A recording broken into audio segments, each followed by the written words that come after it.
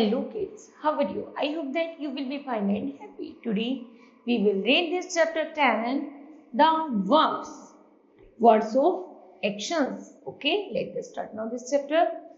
A verb is a word which says something about the subject in a sentence.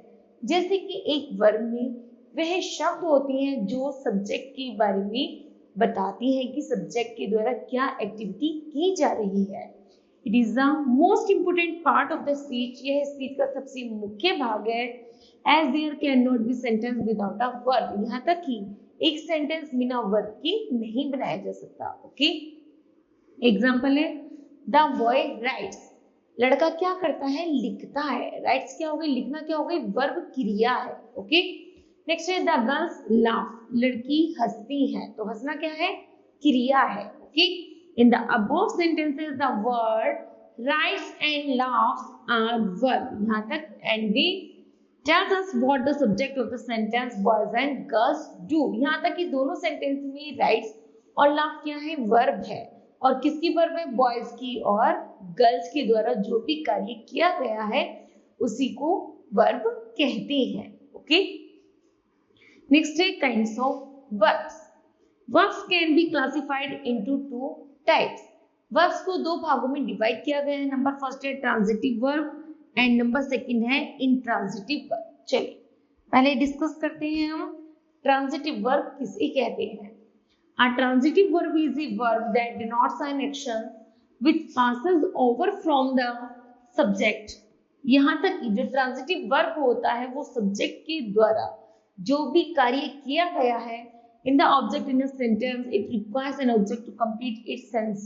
यहाँ तक कि verb द्वारा जब ऑब्जेक्ट के माध्यम से कार्य किया जाता है और तब एक कंप्लीट सेंटेंस, एक सही अर्थ निकलता है, उसी को हम ट्रांजिटिव वर्ब कहते हैं. एग्जांपल है अवन्या ईट्स पिज्जा. अवन्या ने क्या खाया? पिज्जा खाया. यहाँ पर सब्जेक्ट भी है, वर्ब भी है और ऑब्जेक्ट भी है. उसी तरह आगे है आई वॉच टेलीविजन. मैंने टीवी देखा.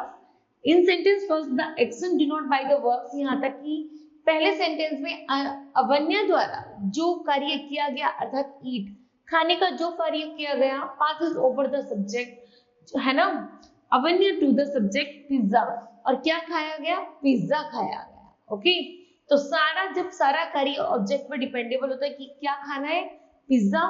तो इसलिए यहाँ पर जो ईट है, खाना है, जो एक्टिविटी है वो है हमारी ट्रांजिटिव वर्ब. नेक्स्ट है in sentence 2 the action denote by the verb what passes over from the subject I to the object television. जब ये I के द्वारा सब्जेक्ट जो है हमारा I उसके द्वारा सारे कार्य किया जा रहा है तो वो हो गया हमारा क्या किया गया?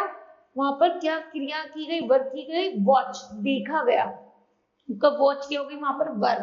तो और उसका ऑब्जेक्ट हुआ टेलीविजन. तो ये एक कंप्लीट सेंस बन गया. मैंने टेलीविजन देखा, टीवी देखा. तो ये हो गया हमारा transitive verb. Next, the verbs eats and the watch are therefore called transitive verbs. Next है intransitive verb. And intransitive verb is a verb that denotes an action which does not pass over to an object. यहाँ तक कि intransitive verb में object से संबंधित कोई कार्य नहीं किया जाता और which express a state or being in a sentence it does not require an object to the complete its sense. और इस सेंस का कोई कंप्लीट अर्थ नहीं निकलता है तो उसी को मतलब इसमें कोई ऑब्जेक्ट की जरूरत नहीं होती है, इसलिए हम इसको इंट्रांजिटिव वर्ब कहते हैं. एग्जांपल है द डोर्स ओपन्स. दरवाजा खुलता है. नेक्स्ट है सी डांसेस. वह नाचती है. तो इसमें सब्जेक्ट है, वर्ब है, ऑब्जेक्ट कोई नहीं है. ओके, इसलिए ये इंट्रांजिटिव वर्ब है. Sentence first the action denoted by the verb opens also stop with the subject. यहाँ तक कि ये जो सेंटेंस है ये सब्जेक्ट और वर्ब के द्वारा बनाए गए सेंटेंस है and does not pass over it an object. ये ऑब्जेक्ट के बारे में कोई बातें नहीं करता है. ओके,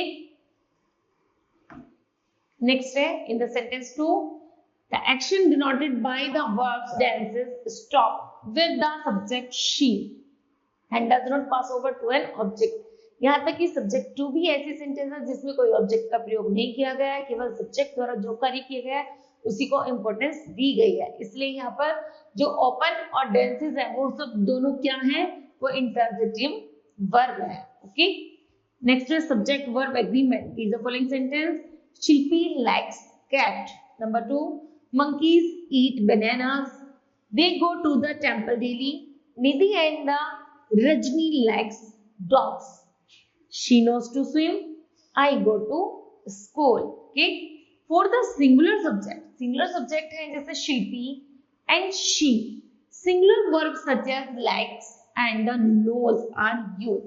Singular subject में हमेशा as likes या knows का प्रयोग किया जाता है. उसी तरह for the plural subject है हमारे पास monkeys, they, Nidhi and Rajni. ये क्या है हमारे पास plural है. The verb used किया जाएगा also plural में such as eat, go and like. Okay. With I and you, the verb used is also plural. I और you भी हमारे plural subjects हैं. So the verb go is used in the sentence 6. Okay. Next है the subject and the verb in a sentence must always match. This is called subject verb agreement. चलिए पढ़ते हैं. Uses of singular verb और उसके example. चलिए कैसे. With singular countables noun. जो singular होते हैं वो काउंटेबल नाउन होते हैं. कभी कभी विद काउंटेबल नाउन भी होते हैं. एग्जाम्पल है काउंटेबल है.